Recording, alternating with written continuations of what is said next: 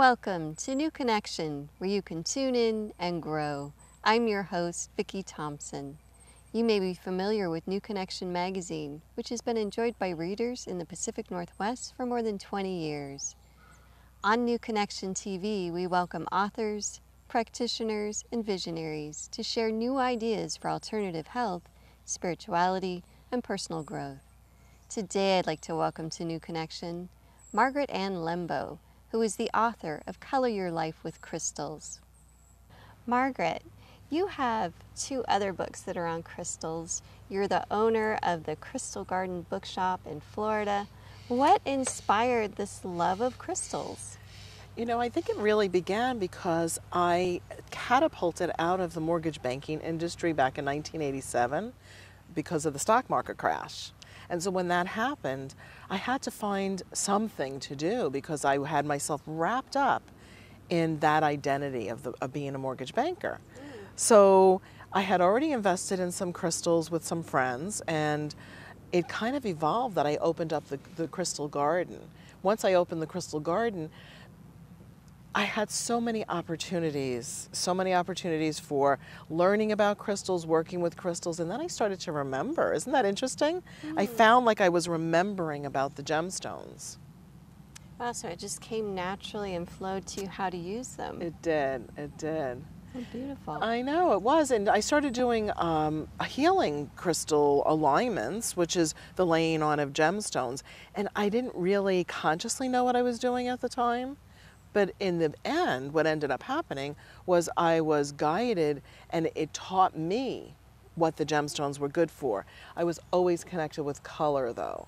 And so color and gemstones go hand in hand very, very well. It's true. Well, you have a unique take on working with crystals because you use affirmations. So how do you work with the affirmations and the crystals together? Well, you know, I've always found that the power of positive thinking is the way to go. That's just the way we create our reality. And what I always had a challenge with was when people made it seem like the crystal was what was creating the healing. It's our thought forms that create healing and help us in our lives to create reality because of the way energy works, as you well know. And so if we match a gemstone with an affirmation or a positive thought form, what it allows us to do is have that as a constant reminder. So with a ring on your finger or a gemstone in your pocket, you would then have that reminder to think that good thought instead of the negative thought of what you don't want. It's almost like prayer beads, too. It is. It helps us, mindfulness, it helps us to be mindful. And that was my intention, is to be mindful. You mentioned colors, and you work a lot with them, and the stones are so beautiful. How can colors show what your personality is about in the clothes that you wear? It's very interesting because, like, if you understand color, which is basically understanding the chakra system or the energy centers of the physical body, mental body, emotional body, and spiritual body, those colors represent aspects of our consciousness, aspects of ourselves. And through that, we can know that a certain color is for a certain thing. Like this beautiful blue I have on today is one of my favorite colors, my go-to color, but it helps me stay calm and serene, and it also projects that energy to others who might be around me. What about some of the other colors, like red? You know, we see it as such a fiery color. What does it do for you when you wear it? It can energize you. I always save my red clothes for, especially because I'm often on national book tour, and so I save my red clothes for the end of the tour when I might be getting a bit weary, and that way I can wear my red outfits to help me feel energized and have endurance. It also is a motivational color. It helps you achieve your goals and get things done because it is associated with the base of the spine or the root chakra, which is the energy of staying focused and grounded and accomplishing what you need to get accomplished. Now, what if you're feeling stressed and your energy levels are low? What would you suggest doing with colors and crystals? That's a good question. You know, I'm thinking that I would have to know what they were stressed about. But let's say we were needing to transform a situation. That's typically Like true a with relationship. like a relationship. That's always what it is. It's a It relationship. seems like it, doesn't Yes. it? I think purple is a good color for that because purple is good for transformation in general. It taps us into higher levels of awareness or higher levels of consciousness so that we can perhaps observe the situation from a greater perspective instead of from a too low, mundane, egotistical perspective. And in using that purple vibration, it has some of the elements, of course, of red, but I believe it's blue is in the purple as well, which is a calming influence, and it will help with intuitive awareness as well. Yeah, and opening that up. To extend to our homes, because sometimes our home environment, the colors that we have on our walls and in our accessories, what would you suggest for creating, I guess, a creative environment at home where you feel energized to be creative? So for a creative space, someone who's maybe an artist or trying to do some writing, it depends, of course, on the person's individual personality, but generally speaking, I think that a combination of a turquoise and like even the color you're wearing, an orange or coral color. I adore orange. I see that, and you Yeah. look great in it. And so that's a great combo to use turquoise as well, because the turquoise invites inspiration, and the orange helps help you actually give birth to your project at hand. It makes it happen versus it just being a great idea. Yeah. And sometimes we need that extra push. Yes. That's where we need to go. Yes. So we've talked a bit about crystals in your home and what you can wear. How can you use crystals to raise your consciousness? You know, it's all about self-observation is the way I look at it. It's, to raise our consciousness, we have to, I believe, look into ourselves and see, how am I feeling? How am I acting? How do I want to realign myself in order to tap into being a better person and that? And so gemstones can match up by choosing a gemstone and having, let's say, a sodalite or a lapis lazuli for the day. We're putting a sapphire ring. I'm using the dark blue gemstones is what I'm referring to. And so throughout the day, by glancing down at that ring, which we do naturally, by observing the color of the outfit we're wearing, let's say a navy blue or even the cobalt blue, then it would bring you back to the intention of, I want to be mindful and I want to be very aware of the manner in which I'm acting, but also what thought forms I'm allowing into my consciousness, and also what feelings I'm emoting, because everything that we do, of course, creates reality. And so if we were to use it in a spiritual practice, let's say sitting in meditation, we could put a crystal in our hand, or maybe even lie down on a mat and place a gemstone on the forehead and maybe a crystal in your hand, and staying awake in the mindful meditation is to go ahead and do, and it amplifies the experience of the meditation. Because I know crystals also have that metaphysical, identification of it, that it's something that you're connecting with. Do you find that happens with crystals, that they get us into that intuitive state? I think they do, especially because when we use crystals, we're often intending, oh, this has the metaphysical meaning of this rose quartz is to open my heart to love, or the metaphysical meaning of the citrine is to help me with self-confidence. Then what that does is it raises our consciousness to be present with that belief system. Does that make sense? Yeah, because you're focusing on it. You're thinking, I'm opening my heart today because I'm wearing this rose quartz. And so maybe what we do is get in connection with that vibration of I'm opening. Exactly. And so that works all the way through the chakras, and through all the energy centers, and for every type of feeling we might have. Well, you have a book called Chakra Awakening. So can you share, how would you use crystals to awaken your chakras? Well, first of all, I want to say it's kind of an interesting comment, I think, to say, oh, I'm going to awaken my chakras, or I'm going to awaken my consciousness.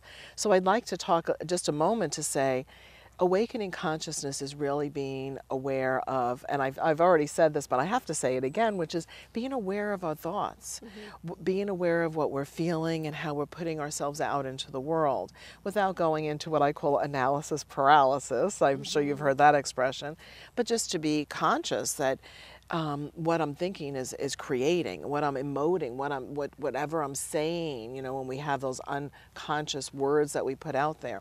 So then for awakening our consciousness, it's about using a gemstone or even essential oils or a color in conjunction with each one of the chakras, with each one of these energy centers, and through that, making the intention that you're going to clear whatever is not for your highest good and replace it with love and well-being. Well, you talked about in your books that the lower three chakras can be kind of blocked or not focused upon by many people. So can we talk about the lower three chakras and how you would use color and crystals and even hands-on work to open them up so that you're more grounded and ready to achieve in life? Yes, you know, it's true. I find that we think that we need to focus more on being intuitive. I think we just need to recognize and accept that we're very intuitive already, which are the upper three chakras. And when we get to the lower three chakras, we're really learning, I believe, as humans on the planet to how to be humans on the planet, how to be integrated and navigate planet Earth while still being spiritual. So it's being bringing spirituality into everyday living. So as we focus on, let's say, a lot of people I find have, myself included, from time to time, lack of focus. You know, we even spoke earlier about sometimes we're on social media and that will distract us from our daily work and keep us, you know, having a little fun instead of doing, even though it might be somewhat productive from a publicity standpoint. And so on those days that I find that I'm doing that, I'll use myself as an example, I would use my hematite or my pyrite gemstone nearby next to me at my desk with the intention that every time I glance at that, it's grounding me and keeping me focused on the job at hand. And I'm not flitting around and all over the place. And likewise, if I'm finding inspirationally that I can't quite bring forth what I need to and make it happen, the orange vibration, maybe a carnelian gemstone would be something that would motivate me, or even an orange calcite. And then what we can do is you might have it in your pocket, you can keep it on your desk, or you can keep it on your pillowcase at night so that you're forming that intention. As I fall asleep tonight, I'm going to integrate this vibration, this intention into my sleep time even, so that when I arise, it's very easy for me to do my job and get it done. And then the solar plexus energy of the yellow vibration, you know, that has to do with self-esteem and having the courage and the confidence to shine your light and be all that you can be. So perhaps a citrine or a golden topaz would be helpful in a ring or in some jewelry to remind you. And or even some beautiful piece of citrine cluster on your desk would be lovely as well as an option. So you mentioned about dream and dream works, which I find to be really interesting. How can you integrate color and crystals and stones as a part of your dream work? Well, you know, one thing I really like to do is to create a grid in the bedroom. And when grids are very easy, it makes it sound like so dramatic. Oh, I'm going to put a crystal grid in my bedroom. But simply put, perhaps some hematite in the four corners of the bed, like between the mattress and the box spring. Rose quartz and the hematite is for grounding and staying, feeling protected, because sometimes at night fear of thoughts come up or concerns, worries. The rose quartz on the nightstands or on windowsills around the room. You know, it doesn't have to be big pieces, but of course if we have that availability, that's beautiful too.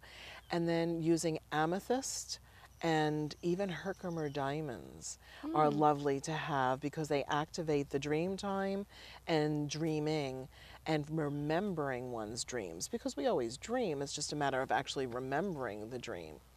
And then you can imagine that these crystals, with just your imagination, that they're somehow hooking up, linking up, let's say imagining a beam of light from one to the next. So it creates this beautiful, let's say, interconnecting web of energy that amplifies your intention of having dreams that are going to help you with your emotions, mental challenges, and or answers to questions in life, you know, prophecy in some sort of a way as well.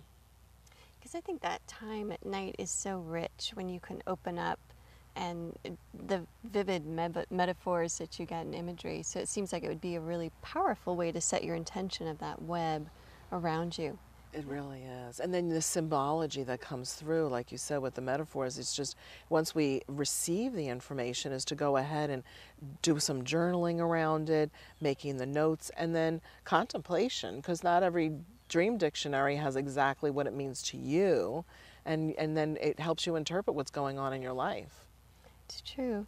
Now, you have been doing this work for many years. Yeah. Because your bookstore just celebrated, I think, 25 years. Yes, we did. Which is a long time working with it. So you must have many stories of people who've worked with crystals. Can you share some of the miracle stories of what's happened by setting your intention and positive thinking? You know, as far as a very specific story, nothing's coming to mind in this moment. But what I will say is that I have had so many people that will come up to me and say, because of the Crystal Garden, because of you, Margaret Ann, my life has changed, which always amazes me because I don't necessarily perceive that. But it's a place of, because there's so many crystals, so many people come in just to use the energy of the space. It's not necessary for them to actually even buy. We're not even that kind of a place that we make people feel like they have to buy. Of course they do. That's why we're still there 25 years later.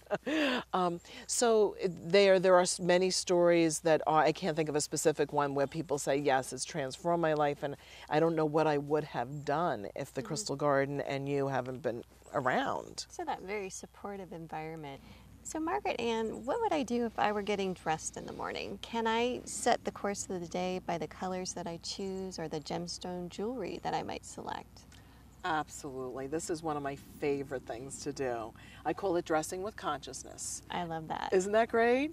And so we set the intention by, you know, of course I have my closet is color coded, and I'll look through and first I'll go approach it from the standpoint of what am I in the mood to wear today? That's the first point.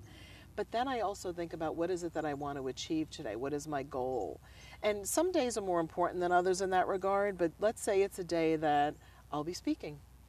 And so today I dressed with consciousness, I dressed with intention.